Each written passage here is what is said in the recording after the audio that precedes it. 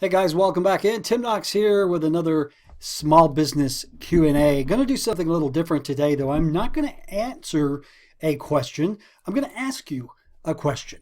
And that question is this: how much thought have you given to your personal vision for your business? Now, by that I simply mean your personal vision of what you want your business to be, what you want your life to be, and how those two intersect. You might be surprised, you might not be, but a lot of entrepreneurs give very little thought to their personal vision about what makes them happy. They instead look at what's going to make them the most money. I have to tell you, if starting a business to make money is your prime motivating factor, you're probably not going to succeed. I've been doing entrepreneurial coaching going on 25 years now, and anytime I meet someone who says, I want to start my own business to make a lot of money, usually doesn't. Why? Because making money isn't the prime thing that makes most people happy. Money is a great motivating factor, and money is great to have, don't get me wrong, but it is not what makes you happy, and your personal vision shouldn't be focused around money. It should be focused around what makes you happy and what makes your family happy and those around you happy. So as you are thinking about starting a business, or you may already be neck deep in it, you need to ask yourself a couple of questions about your personal vision. Now, the first thing that you've got to consider is, does the business that you are considering match your personal vision? Is it going to be tailor-made to you so there's no conflict? You need to look at a lot of areas. First one is, I always talk about the work hours. How much time and effort do you have to put into this new business of yours? If you are looking at starting a new business, it's going to require 30, 40, 50, 60 hours a week, and you don't have that to spend, chances are this isn't the best business for you. There's an old saying that starting a business is like quitting an 8-hour job to work a 20-hour day for yourself. When you start a new venture, 9 times out of 10, it is going to be very time heavy. You're going to have to commit a lot of time to it. So if your work hours are a concern, you may want to look at a different business.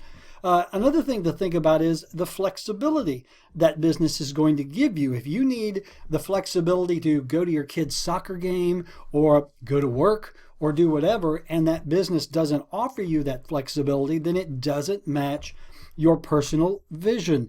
Again, it's not one that you want to pursue if you're not going to have the time or the flexibility to pursue it. The next thing, and I'm looking at my notes here, and I probably should wear my glasses, but vanity prevents me from doing so. The next thing to consider is location. Are there location requirements for this business? Does the business that you are considering require you to be a particular place at a particular time?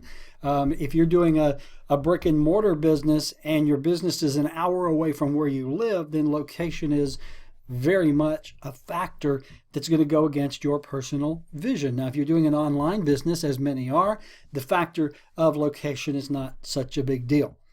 The next thing to think about is, and see, I'm going to have to put on my glasses, damn it, travel. Travel. If you are looking at a business that's going to require you to do a considerable amount of travel, and number one, you hate to travel or you can't afford to travel, then you might want to rethink that business. I can remember when I was doing a lot of corporate speaking, traveling all over the country. I'm sitting in an airport in Atlanta one day, and I realized I hate to travel. But I was traveling. I had picked a vocation that required travel. So what did I do? I changed my vocation. I went from doing speaking to doing other things that allowed me to stay at home because I didn't like to travel. Now, I still speak on occasion, but I don't do it every week. And when I do, I try to get with as minimal travel as possible. So something else to think about. Another thing is, what are the physical requirements of the business you're considering? Now, again, if you're doing an online business, you might think that doesn't have any physical requirements, but if you got to sit in a damn chair for 8 to 10 hours a day, working on a computer, getting a crick in your neck, there are physical ramifications. Of course, if you are looking at a business that requires you to lift heavy boxes, to pack things off to FBA or what have you, there's going to be physical requirements there too. So does the physical requirements of that business match your physical capabilities and your personal vision? Next, you want to look at family involvement. Now, a lot of people love a family business. They like to get the wife or the husband and the kids involved. Some people prefer not to have a family business. Okay? But if you are looking at a business model that doesn't go along with what you want, if you want a family business and it's a business model that really doesn't adhere to that, there may be some issues. Keep in mind, the important part about defining your personal vision from the beginning is you avoid all of this conflict down the road. And again, you're going to pursue a business that makes you happy, not only from a business standpoint, but also from a personal and family standpoint, which are very important.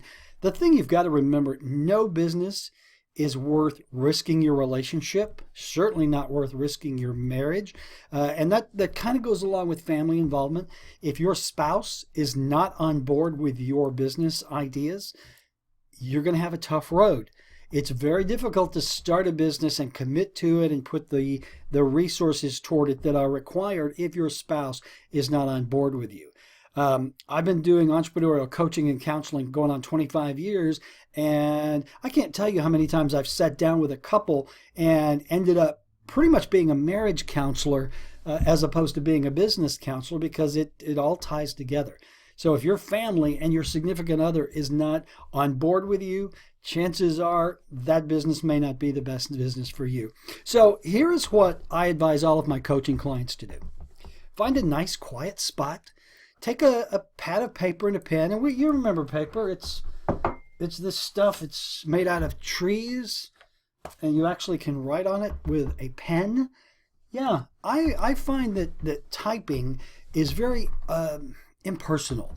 But when I sit down with a pad of paper and just do a stream of consciousness, writing out my thoughts, it becomes much more personal and I get a lot more done. So sit down with a pad of paper and a pen and write out your personal vision statement. What is it you hope to achieve with this business? What do you hope this business helps you achieve in life? And how does all of that fit together? How does your personal vision match the business idea that you are considering? Very important step. If you skip this, don't come whining to me because I told you so.